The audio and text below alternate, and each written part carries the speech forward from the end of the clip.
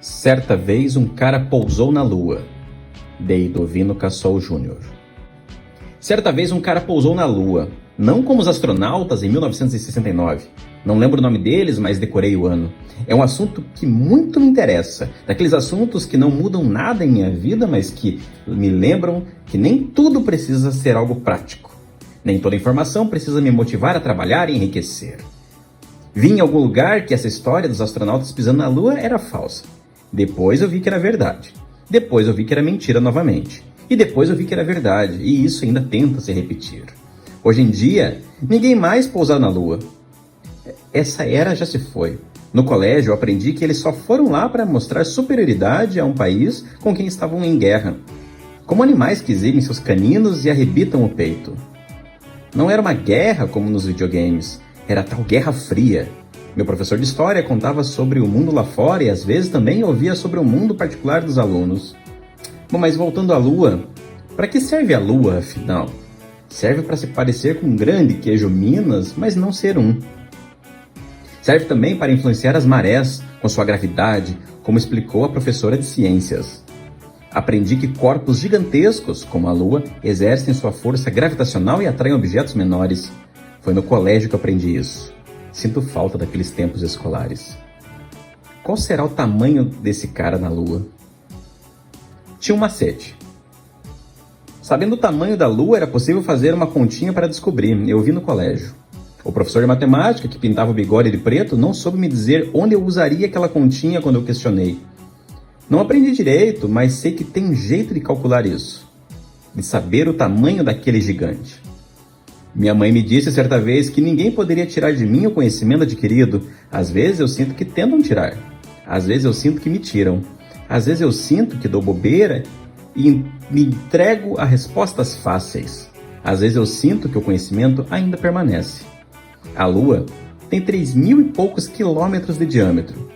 Será que eu já pedalei tudo isso? Uma vez eu vi uma pesquisa mostrando que a maioria dos entregadores trabalham de 9 a 12 horas por dia. Alguns chegam a rodar mais de 70 quilômetros por dia de bicicleta. Faz 2 anos que estou nesse trabalho. O ano tem 365 dias. Mas teve dias que eu adoeci e não trabalhei. Teve dias que eu adoeci e trabalhei. Teve dias que eu fiquei em casa e me culpei por isso. Difícil fazer essa conta. O fato é que o cara pousou na lua. Daqui só dava para ver a silhueta do sujeito. Ele era gigantesco. Não sei se a chegada dele foi filmada, se ele veio voando, se ele veio numa nave ou foi deixado lá. Não tive tempo de ver. Mas lá estava ele, de pé, olhando para nós. Dizem que ele acenou. Não vi, eu estava fazendo entregas. O lanche do cliente iria esfriar se eu parasse para ficar olhando para cima, esperando um aceno. Lanche entregue. Resolvi olhar para a lua que estava visível de dia. O cara da lua estava sentado. Na minha humilde opinião, ele parecia um pouco triste.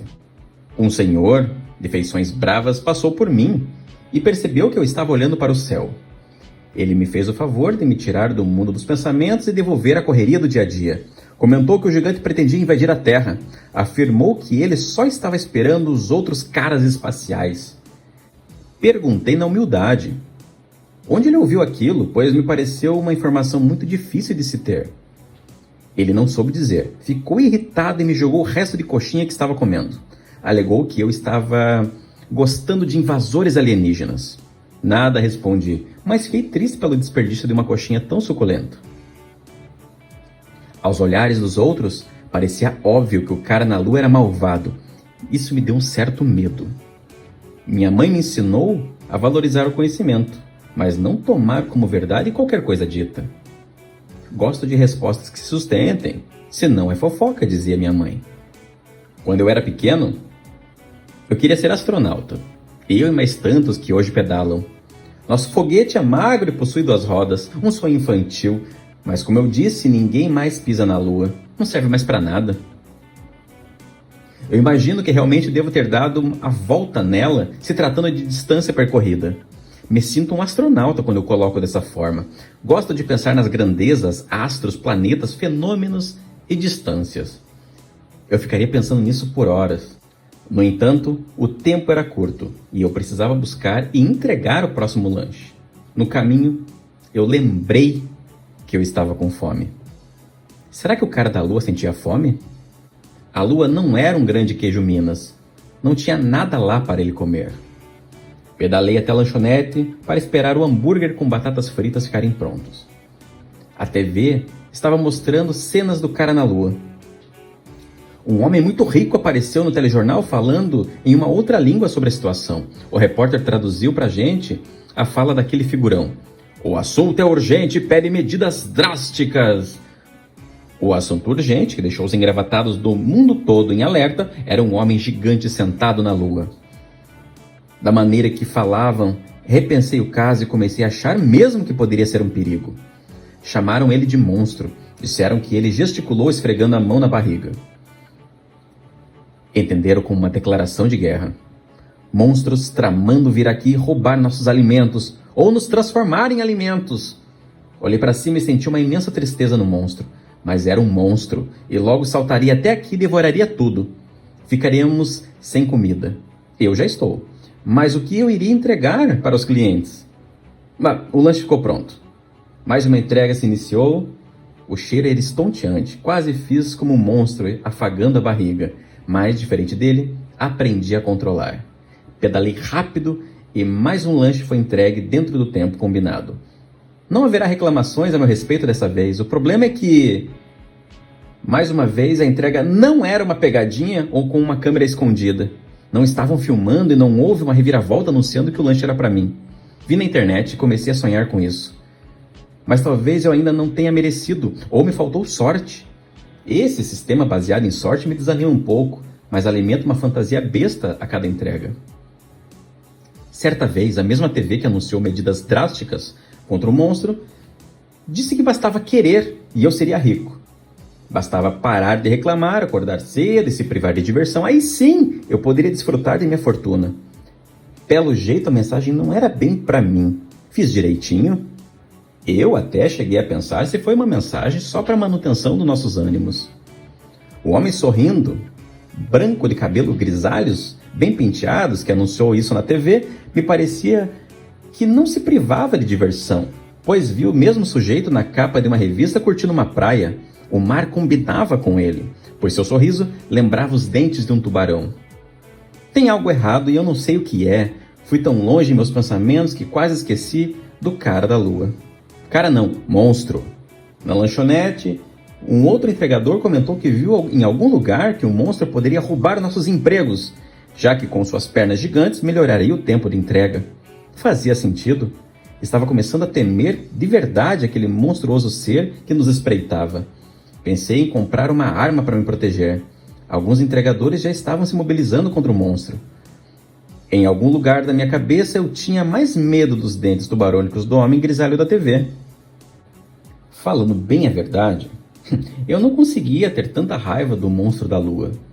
Me deu até vontade de levar um lanche para ele para tentar estabelecer algum tipo de diplomacia, mas, mesmo que eu conseguisse dinheiro para pagar uma pizza quentinha para dividirmos, ir até a lua não era uma opção para mim.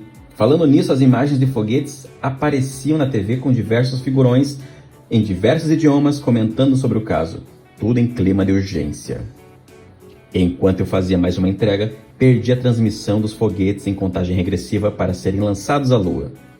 Não era um carregamento de pizzas mussarela com bordas de catupiry numa manobra diplomática como eu faria. Mas eu sou só um entregador, o que entendo dessas coisas. Um cara morreu na lua. Os foguetes o atingiram em cheio.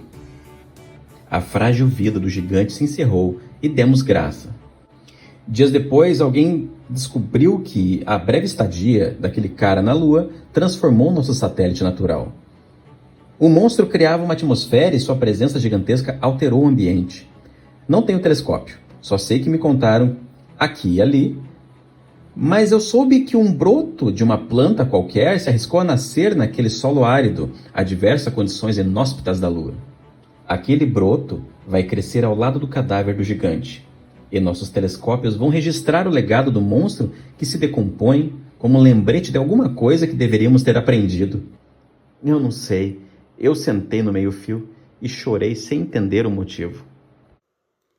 Esse é o projeto A Voz do Bugio, dividindo ideias, multiplicando histórias. Nos siga nas redes, @equipebugio para nos conhecer melhor.